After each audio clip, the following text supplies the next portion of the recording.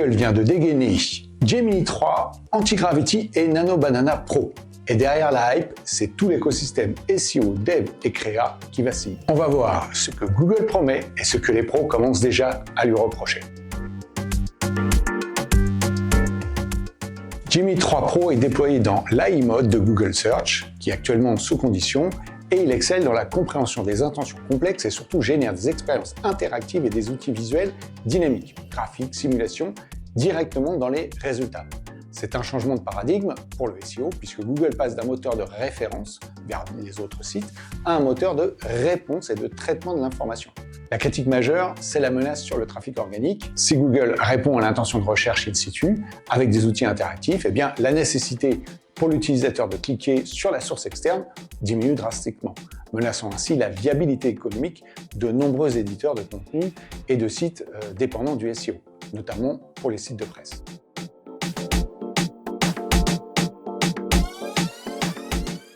Anti-Gravity est un environnement de développement intégré, IDE, Agent First, qui promeut le vibe coding.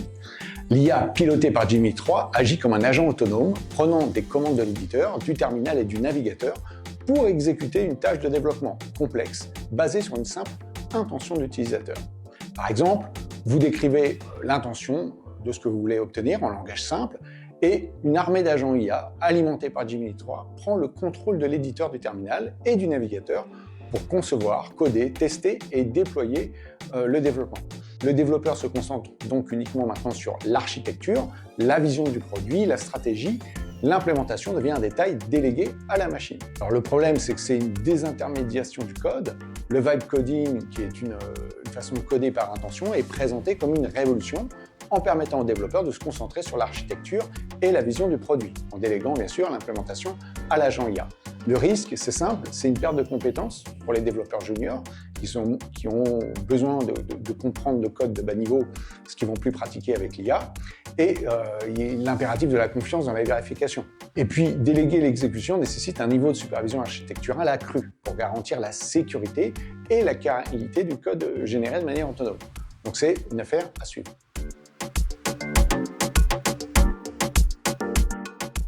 Alors, Nano Banana Pro, c'est la version image de Gemini 3 Pro et se présente comme un creative partner. Le modèle crée des visuels 4K, des infographies détaillées, des storyboards et avec un texte ultra lisible et cohérent s'appuyant sur la compréhension du monde réel par Gemini. À la clé, c'est l'industrialisation de la création visuelle, tout simplement. Le modèle comble la faiblesse historique des IA génératives.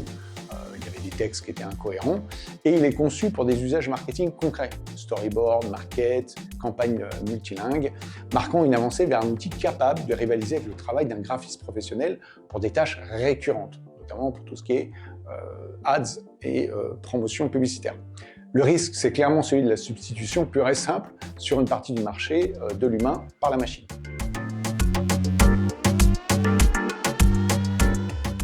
Alors, est-ce que Google va passer son interface de moteur de recherche en mode AI? Eh bien, l'analyse suggère fortement que l'AI Mode remplacera les pages de résultats traditionnelles, ce qu'on appelle les SERP, devenant l'interface par défaut avec une potentielle intégration de nouveaux formats publicitaires. La conséquence majeure, c'est que la découverte ne passera plus par un classement de liens, mais par la façon dont l'IA va citer ou non ses sources. Donc il y a très clairement un risque de fragmentation du web, puisque si le mode AI de Google devient la norme, eh bien, Google va créer un entonnoir de rétention du trafic. La visibilité ne dépendra plus du classement, mais de la citation par l'IA comme source crédible.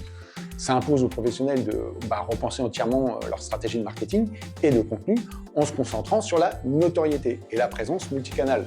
YouTube, Reddit, les plateformes tierces, plutôt que uniquement sur le mot-clé seulement. L'objectif n'est plus seulement de ranker sur un mot-clé, mais de devenir une source que l'IA ne peut pas ignorer.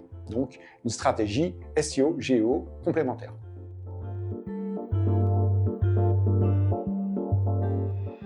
Alors, face à ces sorties et ces annonces chez Google, chez OpenAI, les fuites de mémo internes se multiplient. Ainsi, Sam Altman, le patron de OpenAI, reconnaît que Google a spectaculairement rattrapé son retard. Gemini 3 Pro surclasse désormais GPT 5.1 sur plusieurs benchmarks de raisonnement et de code.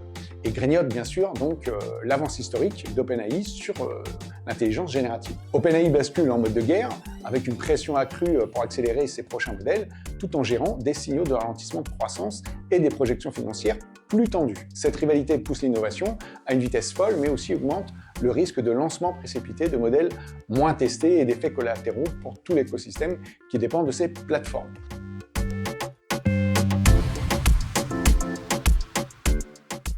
Alors en conclusion, Gemini 3 ne change pas juste les outils, il redéfinit même la façon dont on code, on crée et on capte l'attention dans Google. La vraie question, ce n'est plus comment s'adapter aux prochains updates, mais quel rôle il va falloir jouer dans un web où l'IA est l'interface par défaut. Alors dites-moi en commentaire si vous êtes plutôt enthousiaste devant ces innovations, inquiet ou un peu des deux. Et si vous voulez un décryptage encore plus technique, abonnez-vous et on rentrera dans les détails très bientôt.